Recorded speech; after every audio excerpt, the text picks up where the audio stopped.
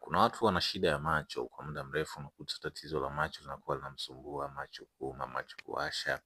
Sasa inakuwa ni changamoto na mtu anashindwa kupata solution namna gani aondokane na tatizo hilo. Sasa leo nimekuletea dawa hizi mbili ambazo zitakusaidia wewe kuondokana na tatizo hilo. Before tukiendelea, subscribe ili tuendelee kujifunza masomo mengi hapa. Zipo hizi dawa mbili. Dawa ya kwanza ni unga wa shabu. Ukienda kwenye maduka ya asili yale, ulizia tu unga wa shabu utapata. Ya pili ni mafuta asili ya herbal soda, kizungu wanaita hii black seed oil. Yanapatikana pia maduka hayo ya asili. Sasa jinsi gani utatumia? Mgonjwa achukue glasi moja kubwa ya maji ya kawaida, kisha changanya na kijiko kimoja cha unga wa shabu. Utikise vizuri hadi itapochanganyikana, kisha huweki kidole chako kwenye hiyo dawa.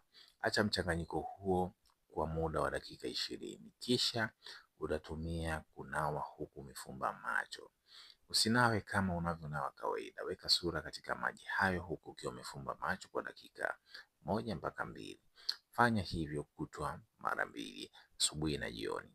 Baada ya kila unaponawa, nyunyizia tone moja la mafuta ya herbal soda katika jicho lako. Unaweza kufanya zoezi hili labda kutwa mara 1 hata mara 2, lakini hiyo kunyunyizia hilo tone utafanya kwa siku tu mara 1, ila kunawa unaweza kufanya mara 2. Maji haya ya shabu yana nguvu ya kuweza kuponya macho kwa haraka zaidi.